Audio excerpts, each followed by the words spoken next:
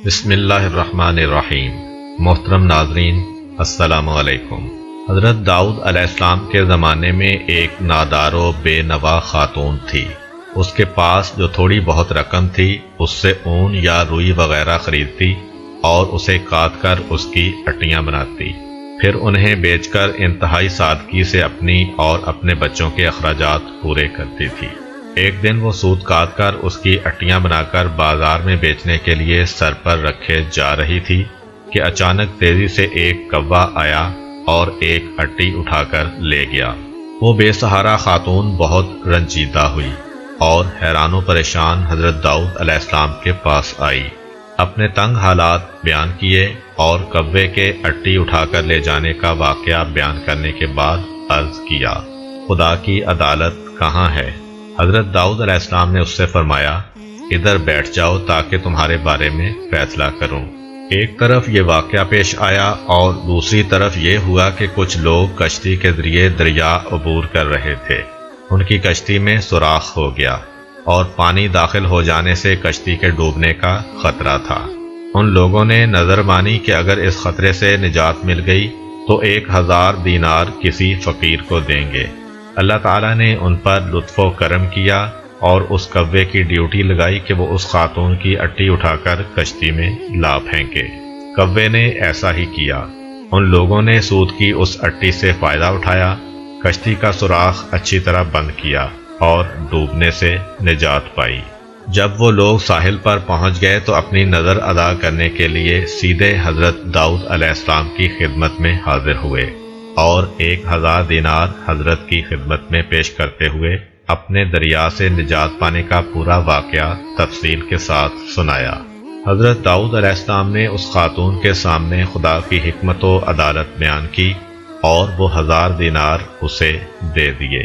وہ خاتون بہت خوش ہوئی اور سمجھ گئی کہ خدا سے زیادہ کوئی بھی عادل تر اور احسان کرنے والا نہیں ہے۔ حضرت داؤد علیہ السلام کے زمانے میں ایک شہوت پرست شخص لگاتار ایک خاتون کے پاس جاتا اور اسے منافی عفت کام کرنے پر مجبور کرتا تھا۔ اللہ تعالیٰ نے اس خاتون کے دل میں ایک بات ڈالی کہ اس شہوت پرست شخص سے کہے کہ تو جب بھی میرے پاس آتا ہے اس وقت ایک اجنبی شخص تیری بیوی کے پاس جاتا ہے۔ اس خاتون نے یہ بات اس شخص سے کہی تو وہ فوراً دوڑا دوڑا اپنے گھر گیا اور کیا دیکھا کہ ایک اجنبی اس کی بیوی کے ساتھ ہم بستر ہے۔ یہ ماجرا دیکھ کر وہ بہت پریشان ہوا، اس شخص کو پکڑا اور حضرت داؤد علیہ السلام کے پاس لے جا کر کہا، اے اللہ کے پیغمبر، میرے اوپر ایک ایسی مصیبت آئی ہے کہ جو آج تک کسی پر نہ آئی ہوگی۔ حضرت داؤد علیہ السلام نے پوچھا، وہ کون سی مصیبت ہے؟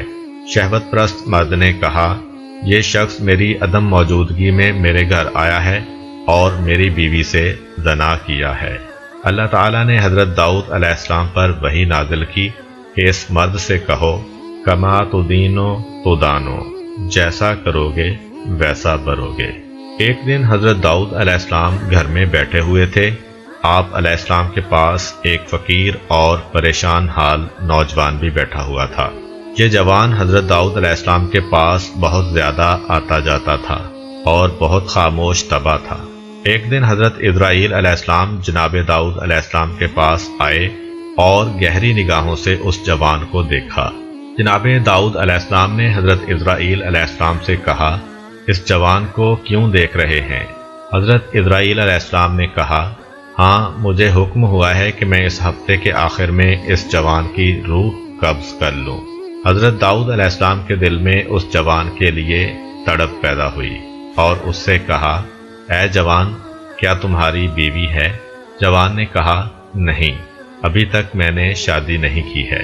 حضرت داؤد علیہ السلام نے اس جوان سے فرمایا، فلاں شخص جو بنی اسرائیل کا مشہور و معروف اور بزرگ فرد ہے کے پاس جاؤ اور اس سے کہو کہ داؤد علیہ السلام تمہیں حکم دے رہے ہیں کہ اپنی بیٹی کو میری زوجہ بنا دو، پھر اس کے ساتھ شادی کرنے کے بعد رات کو اس کے پاس رہو۔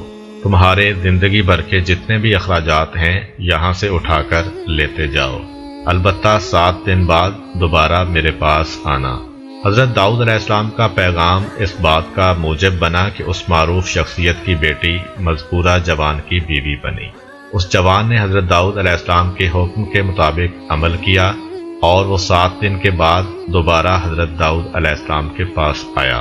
حضرت داؤد علیہ السلام نے اس سے پوچھا، اے جوان، تمہارے یہ دن کیسے گزرے ہیں؟ جوان نے کہا، یہ دن اتنے اچھے گزرے ہیں کہ پوری زندگی میں پہلے کبھی ایسے نہیں گزرے۔ حضرت داؤد علیہ السلام نے فرمایا، بیٹھ جاؤ۔ وہ بیٹھ گیا۔ وہ کافی دیر وہاں رہا، لیکن حضرت اسرائیل علیہ السلام اس کے پاس نہ آئے۔ حضرت داؤد علیہ السلام نے اس جوان سے کہا، اٹھو اور اپنی زوجہ کے پاس جاؤ اور 7 دن کے بعد دوبارہ یہاں آنا۔ وہ چلا گیا۔ 7 دن گزرنے کے بعد وہ حضرت داؤد علیہ السلام کی خدمت میں حاضر ہوا۔ تیسری مرتبہ پھر حضرت داؤد علیہ السلام نے وہی حکم دیا۔ وہ 7 دن بعد پھر حضرت داؤد علیہ السلام کی خدمت میں حاضر ہوا۔ اس دوران میں جناب اسرائیل علیہ السلام تشریف لائے۔ حضرت داؤد علیہ السلام نے جناب اسرائیل علیہ السلام سے فرمایا، آپ کا ارادہ تو یہ تھا کہ آپ 7 دن بعد دوبارہ یہاں پر آئیں گے اور اس نوجوان کی روح قبض کریں گے، لیکن آپ نہیں آئے اور آج تیسرے ہفتے بعد آئے ہیں۔